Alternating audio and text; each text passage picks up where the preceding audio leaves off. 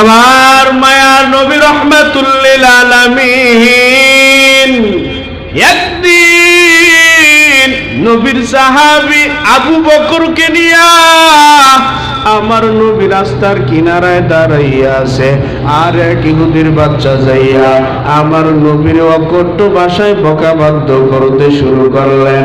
নবীর ইহুদি গালি দেয়, নবী বিন্দু পরিমাণ কোনো জবাব দেয় না।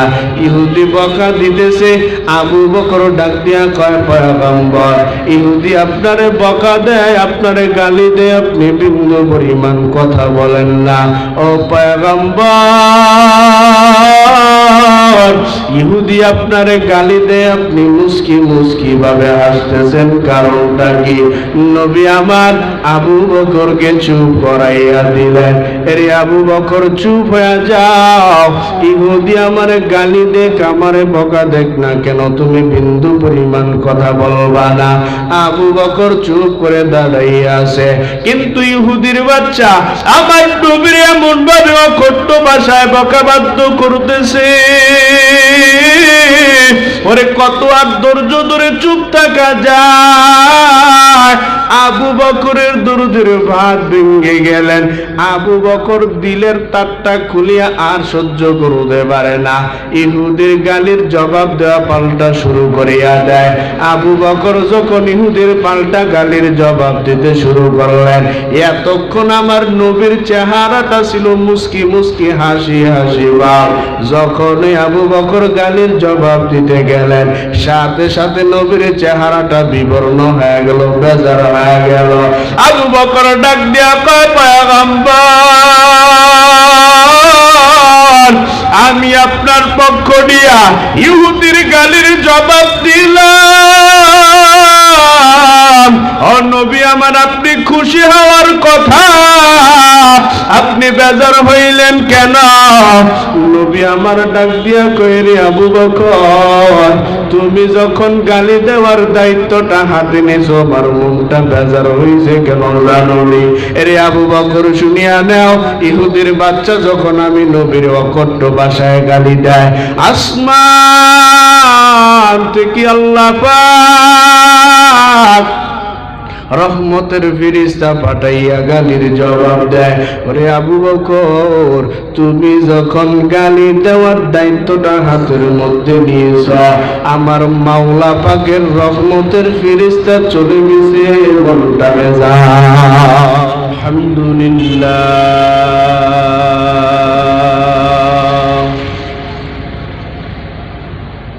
الحمد لله الذي جعل الشمس والقمر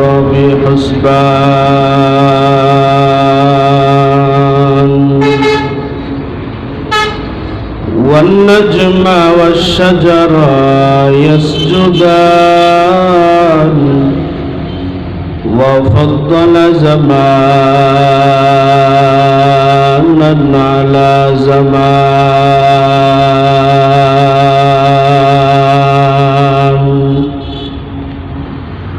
كما فضل مكانا على مكان،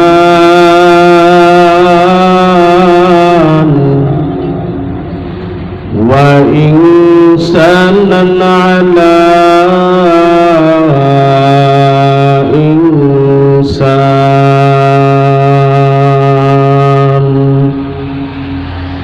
ونشهد أن لا إله إلا الله وحده لا شريك له، لا ضد له ولا ند له ولا مثل له، ونشهد أن سيدنا وسندنا وحبيبنا وحبيب ربنا وطبيبنا وطبيب قلوبنا ومولانا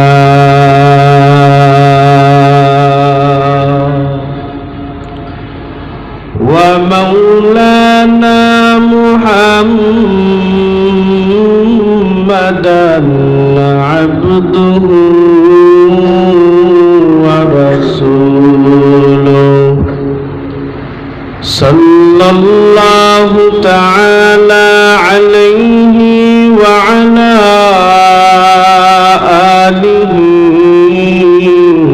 وأصحابه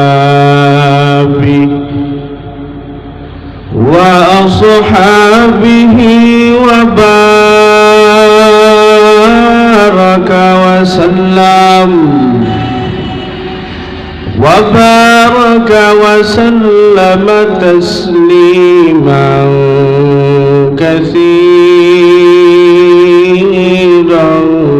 كثيرا الذي أرسله الله تعالى بالحق بشيرا ونذيرا وداعيا إلى الله بإذنه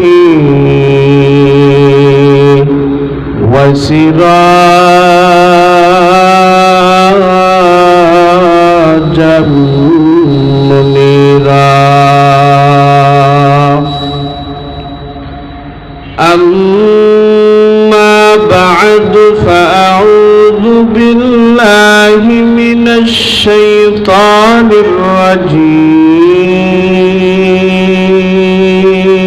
الرجيم بسم الله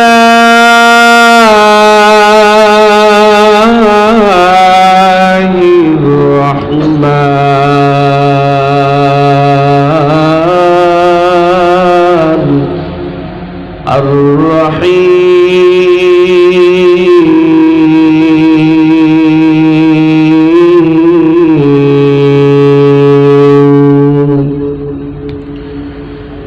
الرحيم منها خلقناكم وفيها نعيدكم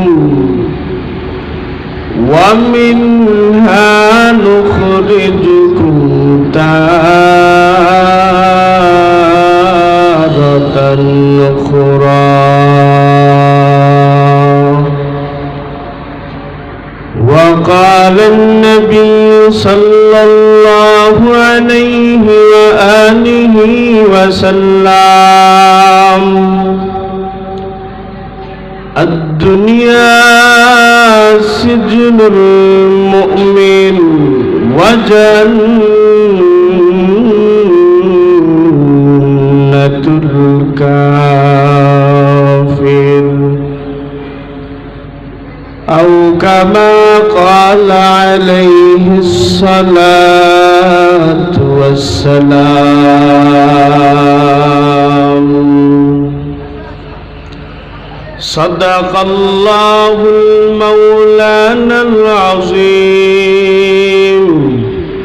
وصدق رسوله النبي الأمي الكريم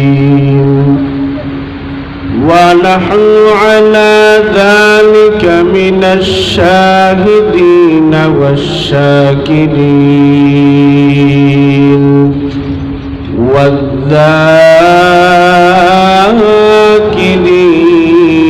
والذاكرين والحمد لله رب العالمين সকলে দুরূদ শরীফ পড়ি اللهم صل على روح محمد في الأرواح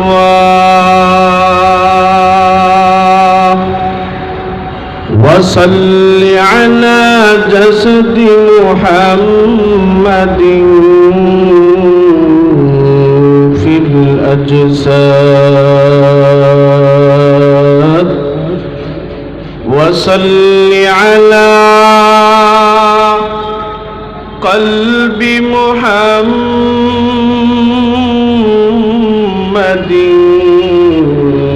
في القلوب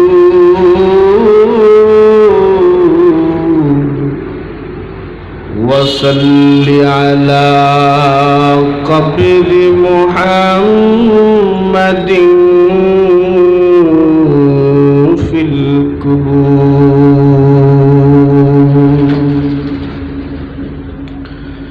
سبحانك لا علم لنا إلا ما علمتنا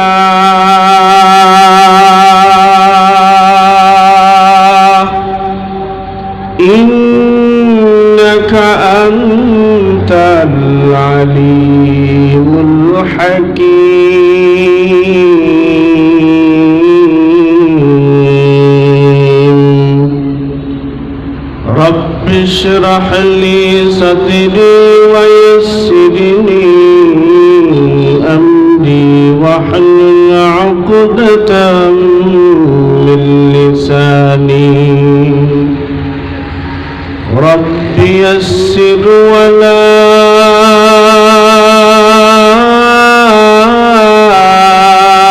تعسر وتمم علينا بالخير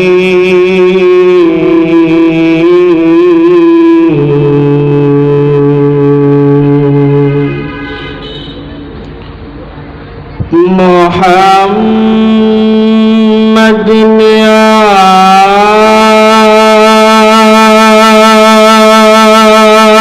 कर कुफ्र को मिटाया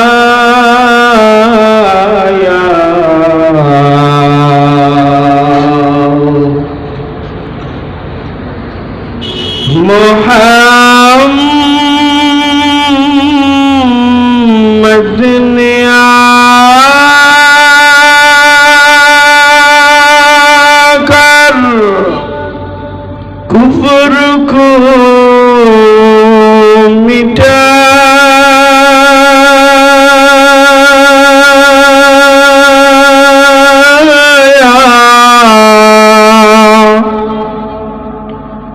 कुफ्र को मिटाकर सदाकत बताया कुफ्र को मिटाकर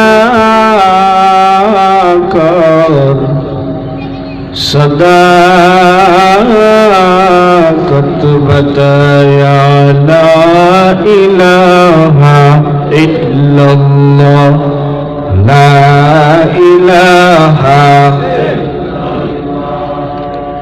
আপনি সব ঠিক আছে আপনি মাইকের মধ্যে কি দিলেন 5 মিনিট খুতবা বলছেন আমার গলা শুকিয়ে গেছে 8 দিন কই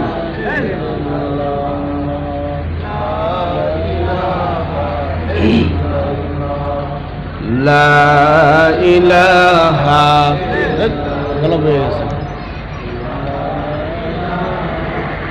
ইল্লাল্লাহ লা ইলাহা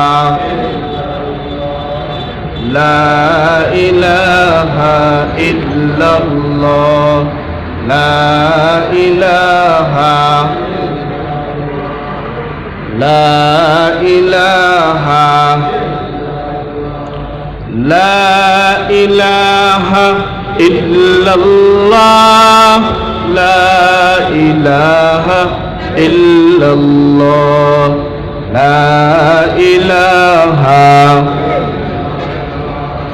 লা ইলাহা ইল্লাল্লাহ লা ইলাহা এই রিভার্ব বন্ধ করেন, রিভার্ব বন্ধ করে সাউন্ড দেন, বক্সে সাউন্ড দেন। লা ইলাহা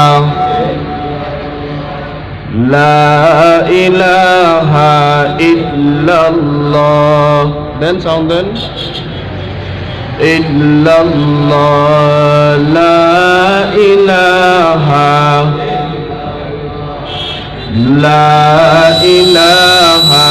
ইল্লাল্লাহ, লা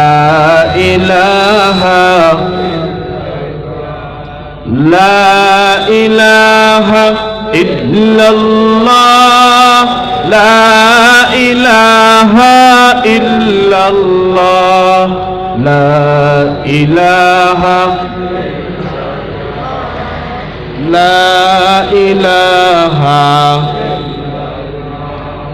লা ইলাহা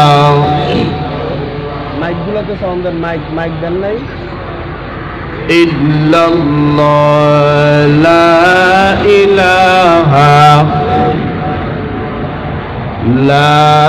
ইলাহা ইল্লাল্লাহ, লা ইলাহা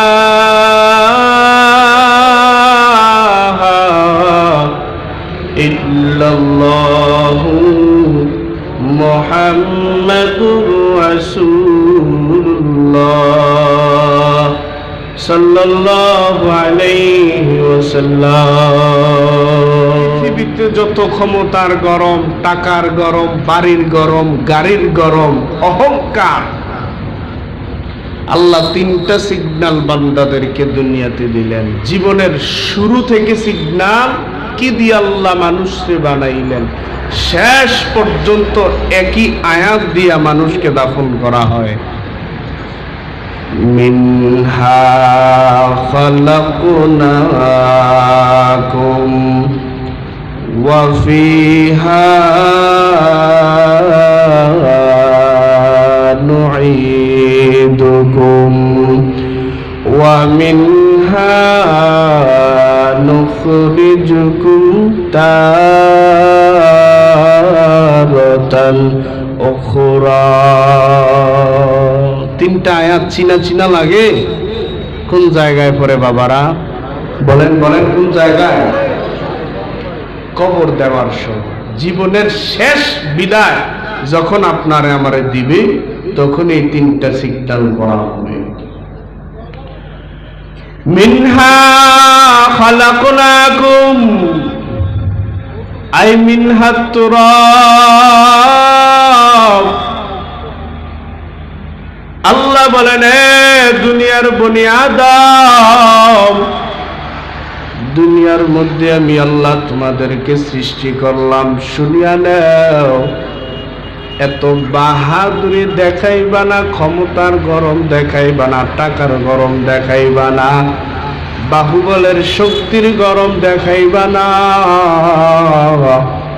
আমি আল্লাহ তোমাদেরকে দুনিয়ার মধ্যে বানাইলাম, মাটি দিয়া বান্দা তোমাদেরকে সৃষ্টি করলাম। মিনহা খালাকনাকুম, এই মাটির তৈরি বুনিয়াদম, মাটির থেকে তৈরি হইলে মাটির মতন নরম হয়ে যাও।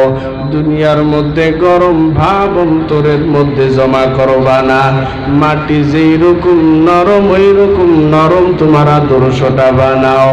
মাটি যেই রকম নরম, ওই রকম নরম তোমার জিন্দেগি, তোমার আদর্শ তুমি বানাও। কারণ ক্ষমতার গরম দুনিয়ার মধ্যে যারা দেখাইল, ক্ষমতার গরম যারা দুনিয়ার মধ্যে দেখায়, ক্ষমতার গরম দুনিয়ার মধ্যে যারা আজও পর্যন্ত দেখাই দিয়েছে, শুনিয়া নেও, তোমার থেকে বড় বড় টাকাওয়ালা দুনিয়ায় কম ছিল না।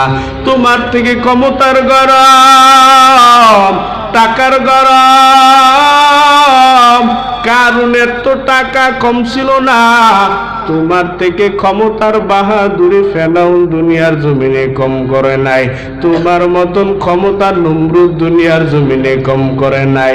অতএব তুমি কোন ক্ষমতার বাহাদুরি দেখাও, তাকাইয়া দেখো যারা যারা দুনিয়ার মধ্যে ক্ষমতার গরম দেখাইলো, আজও পর্যন্ত ক্ষমতাশীলেরা টিকতে পারছেনি। পারছে? 15 বছর এই বাংলার জমিনের মধ্যে স্বৈরাচার কত যন্ত্রণা দিন ওলামায়ে কেরামরে কি পরিমাণ নির্যাতন করলো, কি পরিমাণ উলামায়ে কেরামকে নির্যাতন করলো। তাকাইয়া দেখরে যুবক, ক্ষমতার গরম 15 বছর দেখাইতে পারছে, 15 বছর ধরে উলামায়ে কেরামকে নির্যাতন করতে পারল। আল্লামা দেলোয়ার হোসেন সাইদি সাহেবকে বান্দা তাকাইয়া কি দেখো নাই? দেলোয়ার হোসেন সাইদি রহমাতুল্লাহি আলাইহি জিন্দেগি ভর পর্যন্ত জেলের মধ্যে সময়টা কাটানো লাগলো, যেই সময়ের মধ্যে নাতি নাতনি নিয়ে ঘরের মধ্যে সংসারে খেলাধুলা করবে, যেই সময়ের মধ্যে নাতি নাতনি নিয়ে রং রং করে সংসারের মধ্যে গড়ে থাকবে, ওই সময়টাও স্বৈরাচার 15 বছর এই রাজনীতি করিয়া করিয়া বাংলার জমিনে উলামায়ে কেরামরে জেলের মধ্যে বন্দি করে রাখলো। ঠিক মতন খানা নাই, ঘুম নাই, ঠিক মতন নামাজেরও খবর দিতে পারে নাই। কিন্তু শুনিয়া নেও রে বাবা, নিজের জ্ঞানটারে জিজ্ঞাসা করে বলো না, 15 বছর ক্ষমতা করার পরেও এত বছর বাহাদুরি করিয়া আজও পর্যন্ত ক্ষমতা টিকতে পারছেনি। দুনিয়ার মধ্যে ক্ষমতার গরম দেখাইছিলেন কারুন, দুনিয়ার মধ্যে ক্ষমতার গরম দেখাইছিলেন ফেরাউন, দুনিয়ার মধ্যে ক্ষমতার গরম দেখাইছিলেন নমরুদ। কিন্তু বান্দা আজও যদি কোনো মুসলমানের জবানের মধ্যে নমরুদের নামটা শুনতে পাও, কোন মুসলমান নমরুদের নামটা ভালো জবান দেয়া মুখের মধ্যে নেয় না, কোন মুসলমান ফেরাউনের নামটা বান্দা জবানের মধ্যে ভালো জবান দেয়া নেয় না। ওরে বান্দা, কোন মুসলমান কারুনের নামটা জবান দিয়া আজ পর্যন্ত লানত প্রাপ্ত যারা নেয় না, এত বেহায়া বেলাজা বলে বলে কেন মুখের মধ্যে নেয়? কারণটা কিরে বাবা?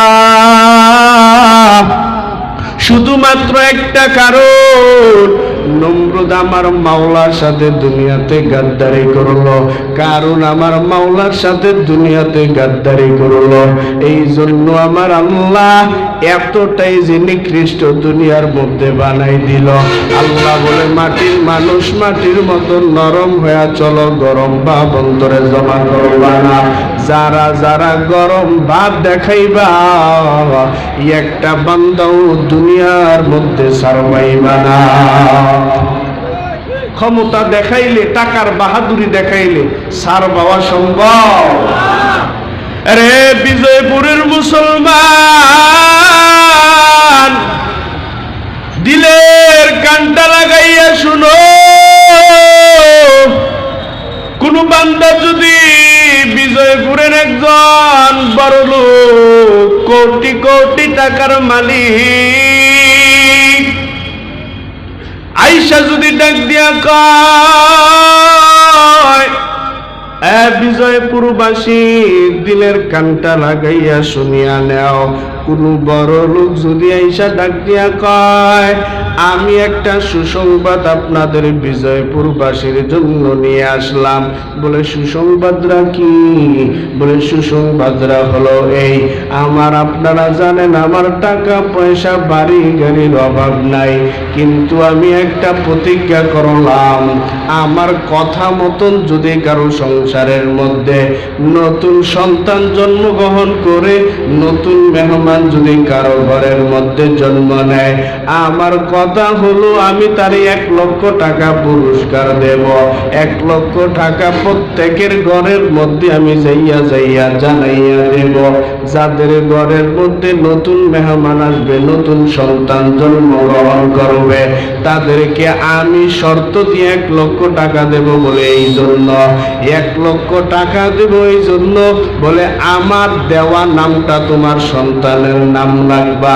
বলে কি নাম রাখবে? বলে তোমার সন্তানের নামটা রাখবা ফেরাউন, তোমার সন্তানের নামটা রাখবা কারুন, তোমার সন্তানের নামটা রাখবা ফেরাউন সাদ্দাত, তোমার সন্তানের নামটা রাখবা নমরুদ। এরে মুসলমান শিক্ষিত হওয়া লাগবে না।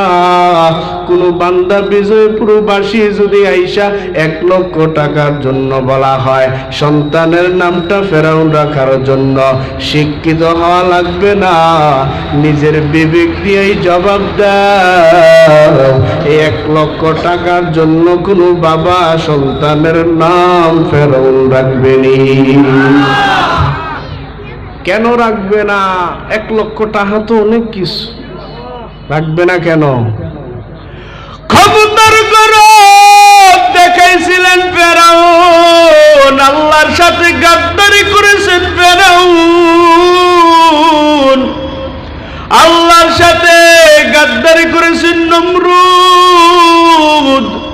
এই জন্য আজও পর্যন্ত আল্লাহ দুনিয়ার প্রত্যেকটা মানুষের অন্তরে অন্তরে এতটা ঘৃণা বানাইয়া দিলেন, ফেরাউনের নাম যখন মানুষ জবানের মধ্যে নেয়, একটা মানুষ জবানের মধ্যে লানত ছাড়া নেয় না।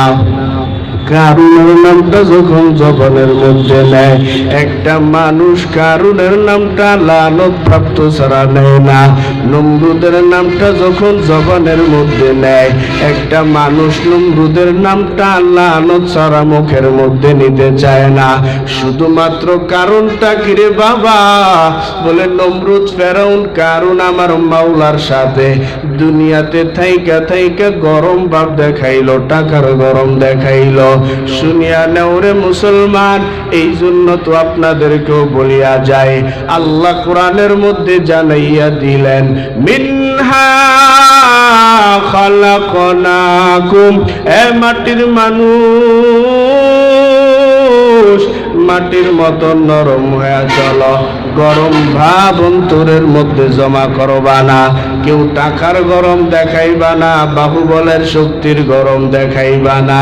দুনিয়ার মধ্যে কোনো বান্দা যদি তোমারে গালি দেয়, পাল্টা যাইয়া তারে গালির জবাব দিবা না, অন্তরটারে নরম বানাইয়া ফালাইবা।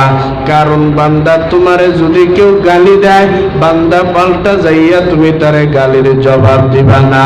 কেউ যদি গালি দেয়, গালির জবাব দিবা না।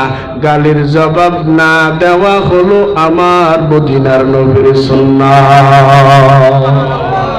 কার সুন্নাত? আমার মায়ার নবী রাহমাতুল লিল আলামিন।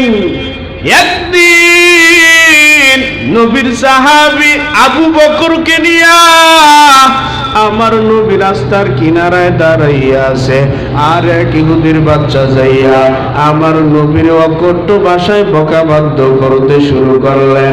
নবীর ইহুদি গালি দেয়, নবী বিন্দু পরিমাণ কোনো জবাব দেয় না। ইহুদি বকা দিতেছে, আবু বকর ডাক দিয়া কয় পয়গম্বর, ইহুদি আপনারে বকা দেয়, আপনারে গালি দেয়, আপনি বিন্দু পরিমাণ কথা বলেন না। ও পয়গম্বর, ইহুদি আপনারে গালি দেয়, আপনি মুস্কি মুস্কি ভাবে হাসতেছেন, কারণটা কি? নবী আমার আবু বকরকে চুপ করাইয়া দিলেন। এরে আবু বকর চুপ হয়ে যাও, ইহুদি আমারে গালি দেখ, আমারে বকা দেখ না কেন, তুমি বিন্দু পরিমাণ কথা বলবা না। আবু বকর চুপ করে দাঁড়াইয়া আছে, কিন্তু ইহুদির বাচ্চা আমার নবীর এমন ভাবে অকট্য ভাষায় বকাবাদ্য করতেছে। ওরে কত আর ধৈর্য ধরে চুপ থাকা যায়? আবু বকরের দুরুদের ভাত ভেঙে গেলেন। আবু বকর দিলের তারটা খুলিয়া আর সহ্য করতে পারে না, ইহুদের গালির জবাব দেওয়া পাল্টা শুরু করিয়া দেয়। আবু বকর যখন ইহুদের পাল্টা গালির জবাব দিতে শুরু করলেন, এতক্ষণ আমার নবীর চেহারাটা ছিল মুস্কি মুস্কি হাসি হাসি ভাব। যখনই আবু বকর গালির জবাব দিতে গেলেন, সাথে সাথে নবীর চেহারাটা বিবর্ণ হয়ে গেল, বেজার হয়ে গেল। আবু বকর ডাক দিয়া কয়, পয়গম্বর, আমি আপনার পক্ষ দিয়া ইহুদির গালির জবাব দিলাম।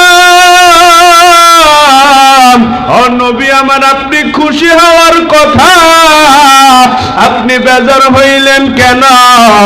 নবী আমার ডাক দিয়া কয়, রে আবু বকর, তুমি যখন গালি দেওয়ার দায়িত্বটা হাতে নিয়েছো, আমার মনটা বেজার হয়েছে কেন জানোনি? রে আবু বকর, শুনিয়া নাও, ইহুদির বাচ্চা যখন আমি নবীর অকট্ট ভাষায় গালি দেয়, আসমান থেকে আল্লাহ পাক রহমতের ফেরেশতা পাঠাইয়া গালির জবাব দেয়। ওরে আবু বকর, তুমি যখন গালি দেওয়ার দায়িত্বটা হাতের মধ্যে নিয়েছ, আমার মাওলা পাকের রহমতের ফেরেশতা চলে গেছে মনটা বেজার। কি বুঝলেন? কেউ গালি দিলে গালির জবাব দেওয়া যাবে? কেউ যদি বান্দা তোমারে গালি দেয়, তার পাল্টা গালির জবাব দিবা না, গরম ভাব দেখাইবা না, ক্ষমতার গরম দেখাইবা না। ও যুবক, বাহুবলের শক্তি দেখাইয়া যারা বাবার বয়সী মুরব্বীরে কথা কও, শুনিয়া নেও রে বাবা। যৌবনের বাহাদুরি দেখাইয়া যারা মুরব্বীদের সাথে বেয়াদবি কর, বাবার বয়সী মানুষের সাথে যারা বেয়াদবি কর, শুনিয়া নেও রে যুবক, একটু তাকাইয়া দেখো, তোমার দাদারও কিন্তু বাহুবলের শক্তি কম ছিল না। তোমার বয়সী যখন তোমার দাদা ছিল, ক্ষমতা কম ছিল না। আজকে তাকাইয়া দেখো, তোমার দাদা এতটাই যে দুর্বল, এতটা দুর্বল হয়ে গেছে বলে তোমার দাদা আজকে লাঠি ছাড়া একটা কদম সামনে আগাইতে পারে না। ঠিক ঠিক? এ যুবক, এই জন্য তো আল্লাহ বললেন, এ মাটির মানুষ, মাটির মতন নরম হয়ে যাও, ক্ষমতার গরম দেখাইবা না, টাকার গরম দেখাইবা না, বাহুবলের শক্তির গরম দেখাইবা না। মাটির মানুষ, মাটির থেকে তৈরি করলাম আমি আল্লাহ, গরম ভাব অন্তরের মধ্যে জমা করবা না। কেউ যদি তোমারে গালি দেয়, বান্দা তুমি যাইয়া পাল্টা তারে গালির জবাব দিবা না। কেউ বান্দা গালি দিলে গালির জবাব দিবেন না, না দেওয়া কার সুন্নাত? বুঝলা গেছেন কার সুন্নাত? তাজকিরাতুল আউলিয়া কিতাবের মধ্যে আল্লামা ফরিদউদ্দিন আত্মর রাহমাতুল্লাহি আলাইহি বলেন, মালিক ইবনে দিনার সফরের পথে রওনা হয়ে যায়। মালিক ইবনে দিনার সফরের পথে রওনা হয়ে গেলেন। একটু একটু করে যখন সামনে আগায়, হঠাৎ করে তাকাইয়া দেখে মালিক ইবনে দিনার সফরের মধ্যে হাঁটতেছে। হঠাৎ করে তাকাইয়া দেখে সামনে বিশাল বড় একটা নদী পড়িয়া গেল। নদীটা কেমনে পানি দিবে? মালিক ইবনে দিনার বড় চিন্তায় পড়ে গেলেন। মালিক ইবনে দিনার চিন্তার মধ্যে পুরিয়া পুরিয়া ভাবতে লাগলেন, সফরের মধ্যে রওনা হইলাম, এখন যে এত বড় নদী সামনে পড়িয়া গেল, এই নদীটা আমি কেমনে পানি দিব, কেমনে নদীটা পানি দিতে পারি? হঠাৎ করে তাকাইয়া দেখে ওই পার থেকে একটা নৌকাওয়ালা মাঝি নৌকা দিয়া মানুষদেরকে এই পার থেকে অন্য পারে আহরণ করে নেওয়া যায়। মালিক ইবনে দিনার জলদি করে নৌকার কাছে চলে গেলেন। আরো কিছু মানুষ আসলেন, মানুষদের সাথে নৌকার মধ্যে উঠে গেলেন। নৌকার মধ্যে ওঠার পর মালিক ইবনে দিনার আরো কিছু মানুষ নিয়ে যখন নৌকা আহরণ করলেন, নৌকা যখন ছেড়ে দেয়, নদীর মাঝখানে যাওয়ার পরে নৌকাওয়ালা মাঝি ডাক দিয়া কয় আমার ভাড়া টাকা দাও, আমার কড়াইয়া আমারে দিয়া দাও। সবাই হাতে হাতে টাকা দেয়। মালিক ইবনে দিনারের কাছে বিন্দু পরিমাণ টাকা নাই। মালিক ইবনে দিনারের কাছে বিন্দু পরিমাণ পয়সা নাই। মালিক ইবনে দিনার ডাক দিয়া কইরে, নৌকাওয়ালা মাঝি ভাই, আমার কাছে কোনো টাকা নাই, আমারে তুমি মাহবের দৃষ্টিতে তাকাও। ওরে এই কথা বলার পর দুনিয়া লোভী বাটপাট নৌকাওয়ালা মাঝি মালিক ইবনে দিনারের বিন্দু পরিমাণ কথা শুনতে চায় না। মালিক ইবনে দিনার নৌকাওয়ালা মাঝিরে ডাক দিয়া কয়, ও নৌকাওয়ালা মাঝি ভাই, তুমি দর্শনার থেকে নিয়ে যাও, আমারে তুমি মাফের দৃষ্টিতে তাকাও। আমারে যদি দর্শনার সাথে টাকা নিয়ে যদি আমারে দর্শনার সাথে তুমি নৌকার করে নিয়ে যাও, তোমার নৌকার বিন্দু পরিমাণ কথা কোনো ক্ষতি হবে না। কিন্তু মালিক ইবনে দিনারের কথা দুনিয়া লোভী বাটপাট নৌকাওয়ালা মাঝি বিন্দু পরিমাণ শুনে না। সাথে সাথে মালিক ইবনে দিনার কি অকট্ট ভাষায় বকাবাদ্য করলেন। মালিক ইবনে দিনার নিজে নিজে ভাবতে লাগলেন, আরে আমারে যদি কেউ গালি দেয় আমি তার গালির জবাব দিব না, এটা হলো আমার মদিনা নবীর সুন্নাত। মালিক ইবনে দিনারকে বকা দেয়, গালি দেয়, মালিক ইবনে দিনার কোনো গালির জবাব দেয় না। মালিক ইবনে দিনার সুন্দর করে যখন নৌকার মধ্যে বসে আছে, কিন্তু কত আর চোখ থাকা যায়। মালিক ইবনে দিনার নিজে নিজে ভাবতে লাগলেন, চাইছিলাম আমার মালিকের কাছে আমি কিছু বলবো না, এখন দেখি আমার রবের কাছে যদি কিছু না বলি আমার সম্মান হানি হবে। এই কথা বলিয়া মালিক ইবনে দিনার দিলের তারটা খুলিয়া আসমানের দিকে তাকাইয়া কইরে, আসমানের মালিক,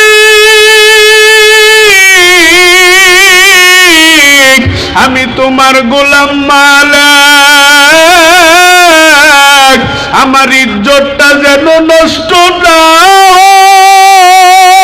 হয়, আমার ইজ্জতটা তুমি হেফাজত করো। ও আল্লাহ গো, আমার ইজ্জতটা তুমি হেফাজত করো। নৌকাওয়ালা মাঝির জবানের তালা লাগাইয়া দাও। কথাটা বলা মাত্র মালিক ইবনে দিনারের কথা আমার মাওলার দরবারে বসে গেলেন। মালিক ইবনে দিনার কথা বলতে দেরি আমার আল্লাহ কুদরতি ভাবে ডাক দিয়া কয়, এরে নদীর মাছ, ওরে জলদি করে যা, স্বপ্নের দিনার নিয়া আমার মালিক বন্ধুর কাছে হাজির হয়ে যা। ওরে বান্দা, একটা মাছ একটা দিনার নিয়ে গেলেই তো বাড়া হয়ে যাইতো, টাকা হয়ে যাইতো, কিন্তু না না, নদীর হাজার হাজার মাছ স্বর্ণের দিনার মুখের মধ্যে নিয়ে রওনা হয়ে গেলেন। কার আগে কে যাবে আর আল্লাহ ওয়ালা মালিকের হাতের সবাইবে। কুদরত গুলো কার? কাদের কুদরত দারি বরু কামাল, আন্তা রব্বি আন্তা হাসবি জুল জালাল, তুহি কাদের জালিলুল্লাহ জাহাদার, বহর হালে তুহি মেরা নেগাহদার। সব কুদরত গুলো কার? কি বুঝলেন বাবারা? কেউ যদি আপনারে গালি দেয়, কেউ যদি আপনারে অকট্ট ভাষায় বকা দেয়, ও বান্দা পাল্টা তার গালির জবাব দেওয়া যাবে নি। ক্ষমতার গরম দেখানো যাবে? কে বলছে দেখানো যাবে না? আল্লাহর কথা আমরা মানিনি। আমরা বর্তমান জমানায় ক্ষমতা যে যত দেখাইতে পারে তারই দাম দিই, আর যে নরম হয়ে থাকে তারে আরো জায়গায় যাইটা ধরি। ঠিক নেই? সমাজ তো এটা। কারণ আমরা রসুলের সুন্নতের আদর্শ তো আরো আগে উঠে গেছে গা। আমাকে মুসলমানের আদর্শ সর্বপ্রথম রসুলের সুন্নতের যে আদর্শ আমরা ধরে রাখা দরকার, এই আদর্শ সর্বপ্রথম উঠে গেছে। এই জন্য আমগো এখনো বর্তমান আমাদের জমানায় শান্তি, ওই যে ইসলাম চলে গেছে, তাই আমগো জমানা থেকে শান্তিও চলে গেছে। ঠিক নেই ভাইরা আমার? ভালো করে খেয়াল করে বুঝেন, রসুলের সুন্নতের আদর্শ যার অন্তরের মধ্যে যতটুক থাকবে ওই বান্দা দুনিয়ার মধ্যে ততটুকু শান্তির মধ্যে থাকতে পারবে। কিন্তু শুনিয়া নেন রে বাবা, এই যে আপনারা চলাফেরা করতে গেলে একটু একটু করে কষ্ট হয়। আপনারা বলেন হুজুর ফজরের নামাজটা যারা পড়ে তারাই বুঝতে পারে শীতের রাত্রে উঠিয়া ফজরের নামাজটা পড়তে কত কষ্ট। হুজুর গো, আমরা যারা নামাজগুলা পড়ি আমরাই তো বলতে পারি নামাজগুলা পড়তে গেলে কি পরিমাণ কষ্ট হয়। ওরে বান্দা শুনিয়া না, আল্লাহ নবী হাদিসের মধ্যে তো জানাইয়া দিলেন, আদ-দুনিয়া সিজনুল মুমিন ওয়া জান্নাতুল কাফির। দুনিয়াটা হলো মুমিন বান্দাদের জন্য জেলখানা। কার কথা? কার কথা?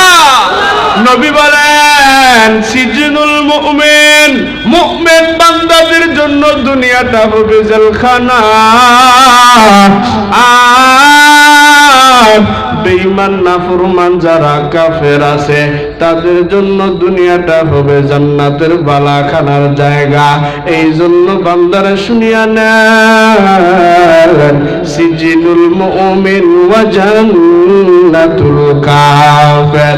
নবী বলেন মুমিন বান্দাদের জন্য হলো দুনিয়াটা জেলখানা। মুমিন বান্দাদের মন চাইবে গুনাহ করবে, মুমিন বান্দাদের মন চাইবে গুনাহের আড্ডায় দৌড়াক, কিন্তু নবী তো বলে দিয়েছে সিজনুল মুমিন, মুমিন বান্দাদের জন্য দুনিয়াটা হলো জেলখানা। অতএব বান্দা জেলখানার মধ্যে থাকলে মনটা যা চাই তাই তো করা যাবে না। মনটা চাইবে তোমার গুনাহ করার জন্য, ওরে মুমিন বান্দার জন্য তো রাসূল বলছে জেলখানা। ওরে মুমিন বান্দাদের মন চাইবে গুনাহের আড্ডায় দৌড়াক, ও মুমিন বান্দা যাইতে পারবে না, তার কারণ সে মুমিন। আবার প্রশ্ন আসতে পারে মুমিন বান্দা কারা? আমানতু বিল্লাহি ওয়া মালাইকাতিহি ওয়া কুতুবিহি ওয়া রুসুলিহি ওয়াল ইয়াউমিল আখির ওয়াল কদরি খাইরিহি ওয়া শাররিহি মিনাল্লাহি তাআলা ওয়াল বা'সি বা'দাল মাউত। এই কথাগুলোর উপর যেই ব্যক্তি পরিপূর্ণভাবে ইয়াকিন রাখবে, যেই ব্যক্তি পরিপূর্ণভাবে কথাগুলোর উপর বিশ্বাস রাখবে, এই বান্দা তারাই হবে দুনিয়ার জমিনের জন্য মুমিন। আর আল্লাহ বলেন মুমিন বান্দারা তো দুনিয়ার মধ্যে, নবী বলেন তাদের মন চাইবে গুনাহের দৌড়াক, তারা গুনাহের আড্ডায় যাইতে পারবে না। মুমিন বান্দার মন চাইবে ওরে মুমিন বান্দারা ঘুষ খাবে, ও মুমিন বান্দারা পারবে না। ওরে মুমিন বান্দাদের মন চাইবে সুদ খাইবে, মুমিন বান্দা পারবে না। মুমিন বান্দার মন চাইবে নামাজ বাদ দিয়া দৌড়ানোর জন্য, কিন্তু মুমিন বান্দা পারবে না। এই জন্যই তো বান্দা আল্লাহ নবী বলেন দুনিয়ার জমিনের জন্য মুমিন বান্দাদের হলো জেলখানা। একটু চলাফেরা করতে গেলে কষ্ট হবে, কিন্তু দুনিয়ার কষ্ট কোনো কষ্ট না। রসুলের সুন্নতের আদর্শ যার অন্তরের মধ্যে থাকবে, ওরে রাস্তা দিয়ে হাঁটতেছো রসুলের সুন্নতের আদর্শ পালন করো, রাস্তা দিয়ে হাঁটো ডান দিক দিয়ে হাঁটবা রসুলের সুন্নতের আদর্শ পালন হয়ে যাবে। ওরে রসুলের সুন্নতের আদর্শ দিয়া দিয়া ও বান্দা তুমি যদি তোমার জিন্দেগিটা সাজাইতে পারো, নবী বলেন ও বান্দারা দুনিয়ার মধ্যে দুইটা জিনিস আঁকড়াইয়া ধরবা, একটা হলো আমার মাওলার কোরআন, ইমান, 2 নাম্বার হলো আমি রাসূলের সুন্নতের আদর্শ। এই দুইটা জিনিস যারা দুনিয়ার মধ্যে আঁকড়াইয়া ধরতে পারবা, কোনোদিন লাঞ্ছিত হইবা না, কোনোদিন পথভ্রষ্ট হইবা না। এবার চলেন, আল্লাহ 1 নাম্বার সিগন্যাল দিয়ে আমাদেরকে বুঝাইলেন, মিনহা খালাকনাকুম, এ মাটির মানুষ, মাটির থেকে তৈরি আমি আল্লাহ তোদেরকে করে দিলাম। গরম ভাব অন্তরের মধ্যে জমা করবা না রে বান্দারা, ক্ষমতার গরম দেখাইবা না। ও বান্দা, তোমারে কেউ গালি দিছে, পাল্টা যায় তার গালির জবাব দিবা না। কারণ আল্লাহ কোরআনের মধ্যে বলেন, কুল্লি ইবাদিয়া কুলুল্লাতি হিয়া আহসান ইন্নাশ শাইতানা ইয়ানজাগু বাইনাহুম ইন্নাশ শাইতান কানা লিল ইনসানি আদুওয়াম মুবিনা। আল্লাহ বলেন, এ নবী আমার মুমিন বান্দাদেরকে জানাইয়া দেন, খবরদার তারা যেন কোনোদিন কোনো কাফেরের সাথেও খারাপ আচরণ না করে, তারা যেন কোনোদিন তাদের শত্রুদের সাথে গালি দিয়া কথা না বলে। আল্লাহ জানাইলেন, নবী জানাইয়া দেন আমার প্রিয় বান্দাগুলা, মুমিন বান্দাগুলারে, তারা যেন কোনোদিন কাফেরের সাথেও খারাপ আচরণ না করে। কারণ কাফেরের সাথে যদি মুসলমানেরা ভালো আচরণ করে, ভালো আচরণ করে, এক সময় দেখা যাবে কাফেররাও বলবে মুসলমানের ব্যবহার বুঝি এত সুন্দর। এক সময় দেখা যাবে কাফেররা সুন্দর বলে বলে কাফেররাও কালেমা পড়ে মুসলমান হয়ে যাবে। কারণ আমার নবীর আদর্শ কতই না সুন্দর রে। বিজয়পুরের মুসলমান ভালো করে শুনিয়া নাও, আমার নবীও কোনদিন কোন কাফেরের সাথে খারাপ আচরণ করে নাই। আমার মায়ার নবী রহমাতুল লিল আলামিন যখন মক্কা পরিচালনা করে, নবীর কাছে বাইতুল মালের মধ্যে বিন্দু পরিমাণ টাকা নাই, অর্থ নাই, কোনো দিনার নাই। নবী আমার একজন বড় লোক কাফেরকে যখন টার্গেট করলেন, এই কাফেরের কাছে যাই আমি যেভাবে হোক না কেন টাকা আদায় করব। নবী যখন কাফেরের কাছে চলে যায়, আর কাফেররে ডাক দিয়া কয়, ইহুদিরে, ইহুদিরে ডাক দিয়া কয়, ও ইহুদি ভাই, আমি শুনেছি তোমার কাছে নাকি অনেক টাকা থাকে, অনেক অর্থ থাকে। আমি মক্কা পরিচালনা করি, মক্কা পরিচালনা করতে গিয়া বাইতুল মালের মধ্যে বিন্দু পরিমাণ টাকা নাই। তুমি যদি আমার 1000 স্বর্ণ মুদ্রা ধার দাও, আমি তোমার ওয়াদা দে 1000 স্বর্ণ মুদ্রা দিনার 1 মাস পরে আমি তোমার দিয়া দেব। এইদিকে ইহুদির বাচ্চা সুযোগ হয়ে যায়, কারণ ইহুদিদের বংশ থেকে কতজনে কত রকমের কৌশল আটলো, বিন্দু পরিমাণ ক্ষতি মুহাম্মদের করতে পারে নাই। কাফেরের বংশ থেকে, ইহুদিদের বংশ থেকে কত রকমের কৌশল আটলো, মুহাম্মদের অপমান কেমনে করা যায়, মুহাম্মদরে কেমনে লাঞ্ছিত করা যায়। কিন্তু আজকে যেহেতু মুহাম্মদ আমার কাছে আইসা টাকা ধার চাইলো, আমি যদি তারে টাকা ধার দেই, আমি হইলাম মুহাম্মদের চাইতে বড়। আবার মুহাম্মদ আমার কাছ থেকে টাকা নিলে মুহাম্মদ আমার কাছে হয়ে যাইবে ছোট। যে কোনো সময় আমি মুহাম্মদের অপমান করতে পারব। এই চিন্তা করিয়া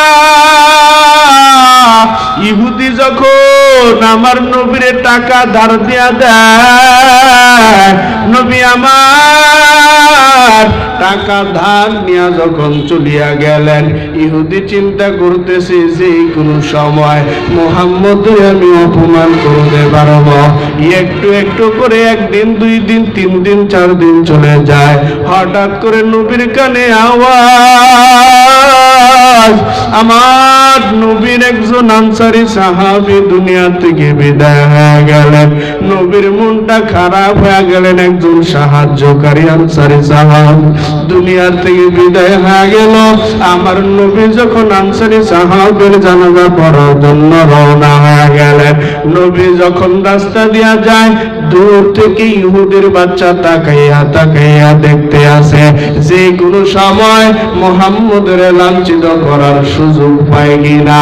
নবী আমার যখন ওই আনসারী সাহাবীর জানাজা পড়ার জন্য রওনা হয়ে যায়, জানাজা পড়ার পর নবী যখন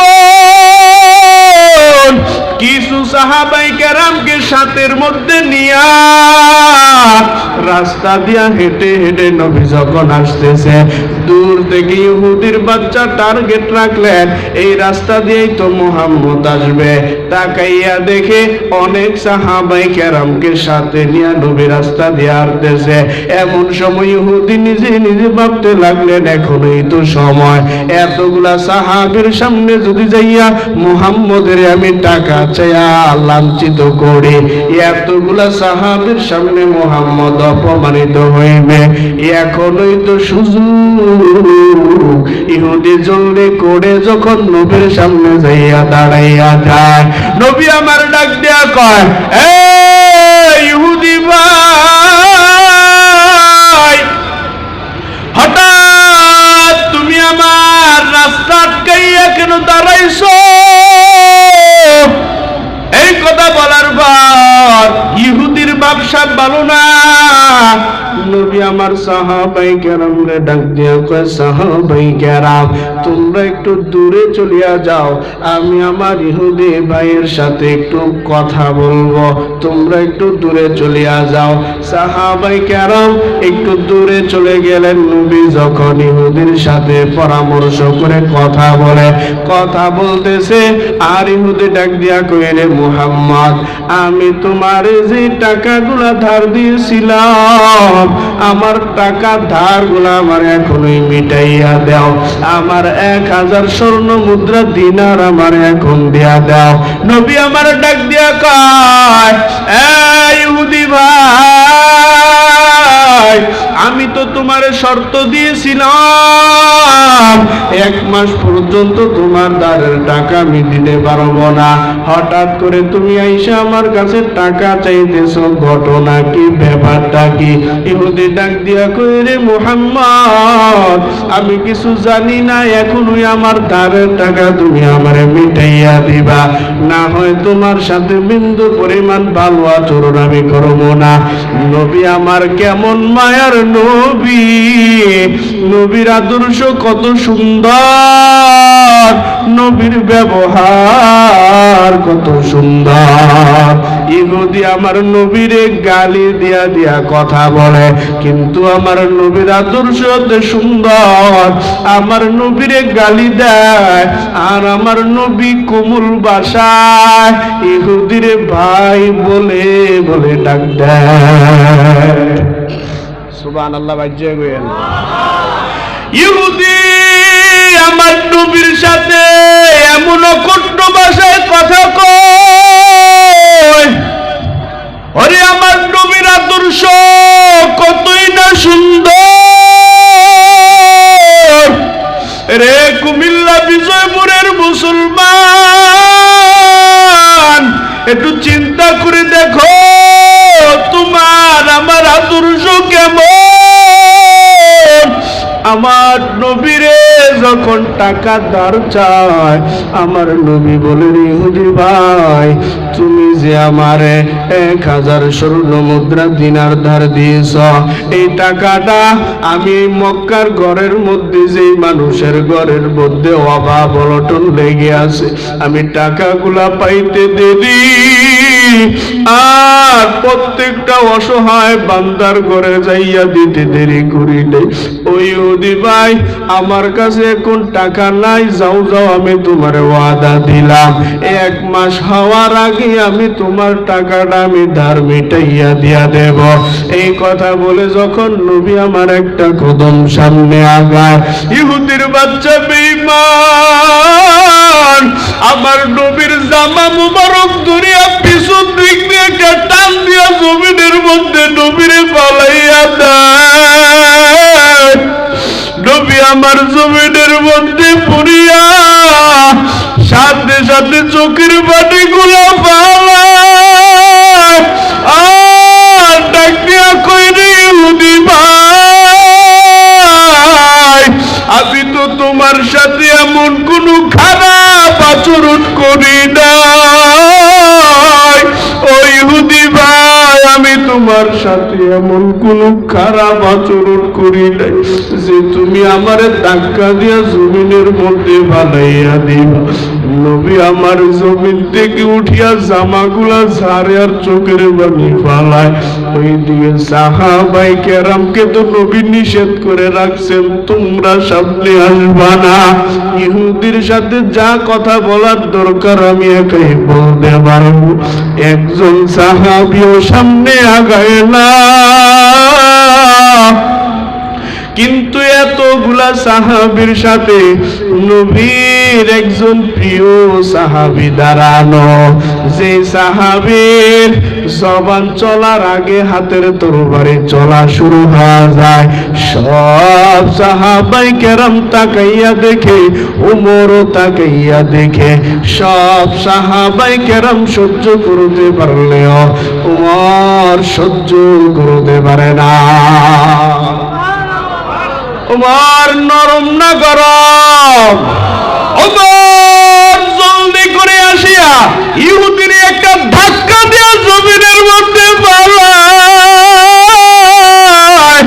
আর তরবারিটা বাইর করিয়া কইরে, ইহুদির বাচ্চা, আমি ওমর বাইসা থাকতে আমার নবীর গর্দানের মধ্যে তুই যাইয়া ধাক্কা দিবি, আমার নবীর জামা দুইরা টান দিবি।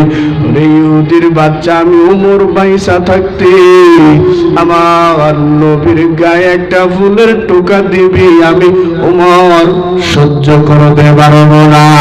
ইহুদির গর্দানের মধ্যে দরিয়া যখন ইহুদির গর্দান ফালাইয়া দিবে এমন ভাব, সাথে সাথে নবী আমার কেমন তার আদর্শ,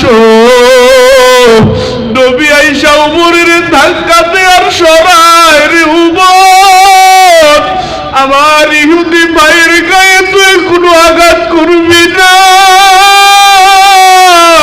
কারণ ইহুদি এখন আমাদের কোনো শত্রু না।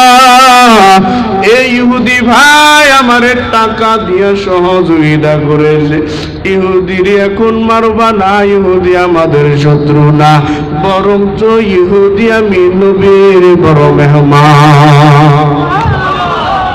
কেমন আদর্শ! ওমর অবাক হয়ে গেলেন, ইয়া রাসূলুল্লাহ, এটা কোনো কথা?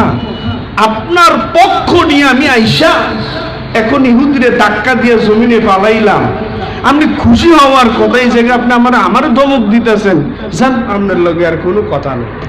ওমর রাগ করে লাইতাছে। তখন নবী ডাক দিয়া কয়, ওমর, আমার জন্য যদি তোমার এতই মায়া লাগিয়া যায়, একটা কাজ করলে পারো, আমি যে 1000 স্বর্ণ মুদ্রা দিনার ধার নিয়েছি, 1000 স্বর্ণ মুদ্রা দিনার তুমি টাকাটা দিয়ে দিলেই তো ঝামেলা মিটা যায়, এত ঝগড়া করার দরকার কি? ওমর কয়, হ্যাঁ ঠিক আছে, এই রইল আমি রাজি। সাথে সাথে আমার 1000 স্বর্ণ মুদ্রা দিনার জলদি করে জুব্বার থেকে বাহির করিয়া চাদরের নিচ থেকে বাহির করে ইহুদির হাতের মধ্যে দেয়। কিন্তু ইহুদি চিন্তা করতেছে, এখন যদি আমি টাকাটা নিয়ে নেই, ঝামেলা তো এখনই মিটা যাবে, আর কোনোদিন তো আমি আর কোনোদিন নবীরে মুহাম্মদের আর লাঞ্ছিত করতে পারবো না। চিন্তা করে করে ইহুদি ডাক দিয়া কয়, এ মুহাম্মদ, আমি শুনেছি তোমার মতন ভালো নাকি দুনিয়ার দুনিয়ার জমিনের মধ্যে কেউ নাই। বলে হ্যাঁ শুনেছো, তাহলে বলো কি বলতে চাও? ইহুদি ডাক দিয়া কই, রে মুহাম্মদ, আমি তোমার সহযোগিতা করেছি, এখন তুমি আমার কথা রাখবা। নবী বলে, বলেন কি কথা রাখতে হবে আপনি বলেন না। ইহুদি ডাক দিয়া কয়, ও পয়গম্বর, আমি 1000 স্বর্ণ মুদ্রা দেওয়ার বেলা টাকা দিয়েছি, কিন্তু নেওয়ার বেলা আমি টাকা নেব না। নেওয়ার বেলা আমি আপনাদের মুসলমানদের যে খেজুরের বাগান আছে, 1000 স্বর্ণ মুদ্রা দিনারের বিনিময়ে যে পরিমাণ খেজুর পাওয়া যায়, ওই পরিমাণ খেজুর আমি নিতে চাই। ইহুদি জানতো, ভালো করে জানতো, এখনো পর্যন্ত মুসলমানের কোন খেজুরের বাগানে খেজুর পাকে ফাঁকছে না দেখিয়া কৌশল আটতেছে। আর কয়দিন নি আটকায় রাহম যায় তেহারা, আর নি নবীরে অপমান করা যায় চিন্তা করতেছে। কিন্তু আমার এতটা চালাক, আমার বাতি যে খেজুর গুলা হইতেন পাকা পাকা ভাব, কাঁচা খেজুর গুলা ওমর খাইতে পছন্দ করতেন। ওমর আগে আগে 2 বাগানের খেজুর বাইরা নিয়া গুডাউনের মধ্যে রাইখা রাখছে। যখন ইহুদি খেজুর চায়, ওমর ডাক দিয়া কয়, পয়গম্বর কোনো টেনশন নাই, কোনো চিন্তা নাই, ইহুদি 1000 স্বর্ণ মুদ্রা দিনারের বিনিময়ে মাত্র 10টা খেজুরের বস্তা পাইবে। এখনই আমি যাইয়া 10টা খেজুরের বস্তা তারে দিয়া দিতেছি। নবীর কথা অনুযায়ী যখন ওমর রওনা হয়ে যাইলেন, গুডাউনের কাছে যাইয়া যখন 10টা খেজুরের বস্তা বাহির করলেন, নবী আমার ডাক দিয়া কই, রে ওমর, 10টা খেজুরের বস্তার সাথে আরেকটা খেজুরের বস্তা বাড়াইয়া দাও। আরেকটা খেজুরের বস্তা কেন বাড়াইয়া দিব গো নবী আমার? নবী ডাক দিয়া কই, রে ওমর, যেই তুমি ইহুদির গর্দানের মধ্যে তরবারি ধরছ, এই অপরাধের কারণে আমার মেহমানের গর্দানে তরবারি ধরছ, অপরাধ করছ। অপরাধের কারণে তোমার একটা বস্তা জরিমানা করে দিলাম, দুনিয়াতে অপরাধ মাফ হয়ে যাবে। এ ওমর, যাও যাও, একটা খেজুরের বস্তা ইহুদিরে বাড়াইয়া দিয়া দিবা। ওমর যখন 10টার সাথে আরেকটা খেজুরের বস্তা বাড়াইয়া দিলেন, ইহুদি একটা একটা গুইনা গুইনা দেখে 10টার সাথে 11টা চলে আসলেন। ইহুদি হাসে আর কই, রে ওমর, এত বড় চালাকগিরি দেখাও, আজ পর্যন্ত 10টা খেজুরের বস্তা গোনা জানলা না। ওমর ডাক দিয়া কই, রে ইহুদির বাচ্চা, আমার নবী বলেছে আমি তোমার গর্দানের মধ্যে তরবারি ধরার অপরাধে আমার নবী আমারে জরিমানা করে দিলেন একটা খেজুরের বস্তা, এই জন্য আমি 10টার সাথে আরেকটা খেজুরের বস্তা বাড়াইয়া দিলাম। ইহুদি আশ্চর্য হয়ে গেলেন, চোখ খুলিয়া যায়। ইহুদি ভাবতে শুরু, এটা কেমন মার নবী, যেই জায়গায় নবীর আমি ধাক্কা দিয়া জমিনের মধ্যে বালাইয়া দে, ওই জায়গায় নবী আমারে তুলিয়া কই, আমি নাকি নবীর মেহমান। ওরে আবার আমারে জরিমানা করিয়া আরো একটা খেজুরের বস্তা বাড়াইয়া দিলেন। আমি তার সাথে এত খারাপ আচরণ করলাম, লাঞ্ছিত করলাম, কিন্তু একবারও আমার সাথে মুহাম্মদ খারাপ আচরণ করল না। ওরে তার এটা কেমন আদর্শ! ওমর রে ডাক দিয়া কই, রে উমর, ওরে জলদি করে তোর নবীর কাছে আমারে দিয়া যা। উমর যখন নবীর দরবারে নিয়ে গেলেন, ইহুদি যাইয়া নবীর পা জড়াইয়া কান্না করে আর কয়, পয়গম্বর, আমি আপনারে চিনতে পারি নাই, আমি আপনারে বুঝতে পারি নাই, আপনি আমারে মাফ করে দেন, আর জলদি করে কালেমা পড়াইয়া মুসলমান বানাইয়া দেন। আতিনা বিদ্দার দুনিয়া ربنا حسن آتنا في الدار عقبانا حسن يا غياث المستغيثين اهدنا لافتخارا بالعلوم والغنى ہر گوری دے نیک تو تیار ہے جو نہ مانگے اس تو بیزار ہے দুনিয়ার মধ্যে কারো সাথে খারাপ আচরণ করা যাবে না। 2 নাম্বার সিগন্যালে আল্লাহ বলেন, 1 নাম্বার সিগন্যাল তো বললাম, মিনহা খলাকনাকুম, মাটির থেকে আল্লাহ তৈরি করলেন, ক্ষমতার গরম দেখায়েন না, মাটি যে এরকম নরম ওই রকম নরম হয়ে আছে। 2 নাম্বার ওয়াফিহা নুঈদুকুম, এই মাটির মধ্যে আবার মিশিয়া যাইবেন। 3 নাম্বার আল্লাহ বলেন ওয়া মিনহা নুখরিজুকুম তারাতান উখরা, ও বান্দারা মাটির মধ্যে মিশিয়ে গেলেই তো পারত, আল্লাহ বলে না। 3 নম্বরে আমি আল্লাহ আবার জানাইলাম ওয়া মিনহা নুখরিজুকুম তারাতান উখরা, আমি আল্লাহ তোমাদেরকে পুনরায় আবার জীবিত করে হিসাব নিকাশ নেব। এখন হিসাব নিকাশ তো নিবে, হিসাব নিকাশ কি দিব এটাই তো আফসোসের বিষয়, ঠিক না?